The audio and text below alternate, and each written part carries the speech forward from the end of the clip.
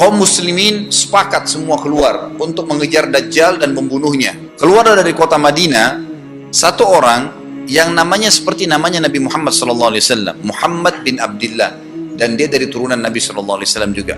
Kata Nabi SAW, akan keluar nanti ya, seseorang dari kota Madinah, dari keturunanku, yang namanya seperti namaku, Muhammad bin Abdullah, juga sama posternya, parasnya seperti aku, sama dengan Nabi SAW, persis alisnya, rambutnya, kulitnya, dari turunan Nabi SAW, tapi dari asli kota Madinah. Sebagian ulama hadis mengatakan dari turunan Hasan radhiyallahu anhum ajmain. Intinya kata Nabi SAW akan keluar nanti dari kota Madinah, tapi akhlaknya bukan seperti akhlakku. Tentu tidak mungkin ada orang yang sama dengan akhlak Nabi SAW. Kata Nabi SAW, Allah mengubah dia dalam sehari semalam. Tiba-tiba berubah menjadi orang baik dalam sehari semalam, jadi orang faham agama. Lalu orang-orang pun akan datang kepadanya dari masyarakat Madinah berkata, engkau adalah turunan Rasulullah SAW, pimpinlah kami berperang melawan Dajjal. Maka dia pun menolak. Dia menolak awalnya, kemudian dia menuju ke Mekah diikutin dengan 300 orang pertama dari kota Madinah. Sampai di Mekah, setelah selesai dia tawaf, maka seluruh muslimin menunjuknya sambil mengatakan, engkau harus memimpin kami. Dan orang ini punya julukan Mahdi, dikenal dengan Imam Mahdi. Inilah tanda-tanda kiamat yang kedua. Setelah Dajjal keluar, buat kerusakan di muka bumi tadi selama 40 hari itu atau setahun lebih, kemudian keluarlah tanda-tanda kiamat kedua pada saat dia sudah tiba di kota Babulut di Israel. Keluarlah si Mahdi ini. Pada saat dia tiba di Mekah, dibaiatlah oleh banyak kaum muslimin, tidak disebutkan jumlah pasukannya. Maka terbentuklah pasukan jihad yang mengejar Dajjal menuju ke Palestina. Lalu keluar tanda-tanda kiamat 3, langsung berentetan semua. Pada saat pasukan Imam Mahdi dengan pasukan jihad itu tiba di Darul Baydha namanya, menara kota putih yang ada menara putihnya, dan itu sekarang di negeri Syam, tepatnya di Damaskus, ibu kota Syria. Sebagian ulama mengatakan Masjid Jami' Syam, karena memang menaranya berwarna putih. Hadis menyebutkan di menara itulah, di masjid itulah Imam Mahdi mampir sholat asar bersama pasukannya, dan sudah dekat. Syam, negeri Syam, masuk di dalamnya wilayah itu adalah Israel, ya sekarang Palestina, kemudian Syria, dan ini masjid ada di Syria, di Damaskus. Pada saat itulah datang tanda-tanda kiamat besar yang ketiga, yaitu turunnya Nabi Isa alaihissalam. Kata Nabi SAW dalam hadis Bukhari, hadis Muslim, hadis Sahih semuanya, dikatakan Isa alaihissalam akan turun sambil memegang kedua sayapnya malaikat, dan dari rambutnya yang basah meneteskan air. Pegang sayap malaikat turun, dan semua muslimin waktu itu menyaksikan. Yang masih hidup zaman itu menyaksikan, dan ini wahyu, penyampaian, pasti terjadi. Maka dia pun turun, lalu kemudian dia masuk, dan orang-orang pada saat itu mengenalnya kalau dia adalah Isa, dan mereka sudah tahu ini masanya, turunnya, keluarnya Dajjal, ini Mahdi sudah ada, mereka tahu akan turun Isa, sudah ada informasi seperti yang saya sampaikan ke Bapak Ibu sekarang, itu muslimin di zaman itu sudah tahu semua.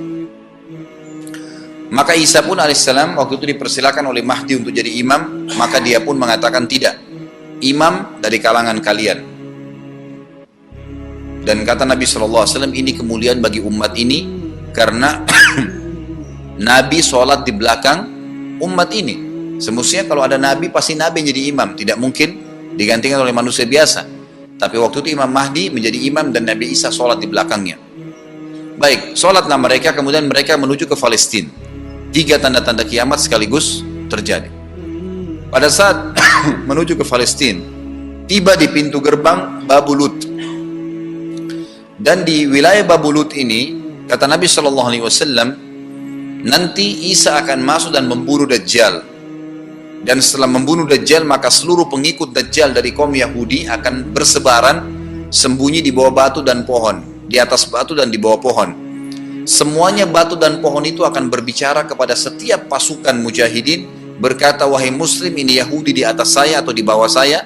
Batu bilang ini Yahudi yang sembunyi, yang pohon mengatakan, ya muslim, ini Yahudi, bunuhlah dia. Maka dibunuhlah orang-orang Yahudi tersebut yang menjadi pengikut Dajjal oleh kaum muslimin. Kecuali satu pohon, namanya pohon Garqat. Pohon garqat ini pohon yang daunnya kadang-kadang agak kering dan ada duri-duri, ya, batangnya ada durinya. Subhanallah, pohon ini dikenal dengan pohon Yahudi karena satu-satunya pohon yang tidak akan bicara nanti adalah pohon ini. Ringkas cerita adalah Nabi Isa alaihissalam akhirnya tiba dengan pasukan mujahidin di depan pintu gerbang Babulut. Kemudian orang-orang Yahudi tidak kenal, tidak tahu Nabi Isa, tidak tahu tentang itu Mahdi. Mereka belum tahu ini. Mereka berbangga-bangga saja. Lalu mereka berkata kepada Dajjal, ada pasukan, segelintir pasukan yang mau menyerang kita. Dajjal mengatakan, bukakan pintu gerbang. Mereka tidak akan mampu melawan kita karena pasukannya mereka banyak memang. Maka Dajjal dengan sombongnya menunggu di depan pintu gerbang. Pada saat dibuka, Dajjal kaget melihat ada Isa alaihissalam. Dan pada saat itu kata Nabi SAW, Dajjal faham kalau sudah tiba ajalnya. Begitu melihat Isa alaihissalam, dia lari dan badannya sambil meleleh di depan para pengikutnya. Lalu Isa alaihissalam mengejarnya mengatakan, wahai musuh Allah, saatnya kau akan menemui ajalmu. Lalu ditusuklah dengan tombak emas di antara dua matanya, maksudnya di dahinya, ditusuk oleh Isa alaihissalam dan matilah Dajjal. Pada saat Dajjal mati, pengikutnya pada ketakutan semua. Mereka anggap Dajjal Tuhan, mereka anggap Dajjal orang yang perkasa lah, orang yang kebal lah, beragam macam kelebihan. Mereka kaget pada saat mati, maka bertebaranlah mereka dan akhirnya mereka sembunyi di bawah pohon dan batu, di atas batu. Kemudian seperti saya katakan tadi, hadis menjelaskan batu dan pohon akan memberikan penjelasan, hai muslim ini Yahudi, bunuhlah. Maka dibunuhlah pada saat itu mereka. Lalu Nabi Isa alaihissalam memimpin di muka bumi dan kata Nabi SAW, pada saat itu Islam, agama Islam yang dibawa oleh Nabi SAW akan masuk ke semua rumah di muka bumi, gak tersisa. Satu dunia ini semuanya Islam. Hadis sahih, kata Nabi SAW, Islam akan masuk ke setiap rumah, bi'izzil aziz au bidhilli dhalil, dengan kemuliaan atau terhina. Yang tidak mau terima dibunuh. Enggak ada lagi penolakan terhadap Islam. Itu hadis sahih. Maka Nabi Isa alaihissalam memimpin pada saat itu, disebutkan dalam hadis 40 tahun dengan ketenangan menerapkan hukum Islam. Kata Nabi SAW, bagaimana awal umat ini bisa sesat sementara aku yang pimpin, dan bagaimana akhir umat ini bisa sesat sementara yang pimpin mereka Isa dengan menjalankan hukum-hukumku.